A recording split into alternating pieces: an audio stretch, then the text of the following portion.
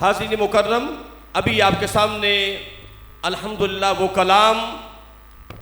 جو کلام ہمارے مرشد کو بڑا پسند ہے، میری مراد فخر السادات سید السادات نجیب الطرفین شہزادہ غوث الورا شہنشاہ ولایت سلطان الاولیاء حضور پیر سیدنا طاہر علاء الدین القادری الگیلانی البغدادی رضی اللہ تعالیٰ عنہ کے فیضان کے قاسم اور امین ہمارے مرشد کریم شہزادہ غوث الورا ہمارے روحوں کے مالک ہیں حضور قبلہ پیر سیدنا محمود محی الدین القادری الگیلانی البغدادی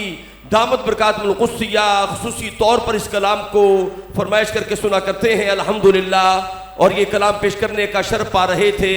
عالمی شہرت کے حامل جناب محترم المقام امجد بلالی برادران۔ ہدیہ نعت بحضور سرور کونین کے لیے اب میں دعوت دے رہا ہوں انتہائی مکرم معروف و مقبول ثنا خان مصطفیٰ، اور جنہیں حضور قدرت الاولیاء کی بارگاہ سے بڑی خیرات ملی ہے، دعوت دے رہا ہوں تشریف لاتے ہیں جناب صغیر احمد نقشبندی صاحب، تشریف لائیں، مدحت مصطفیٰ کریم کا شرف حاصل کریں۔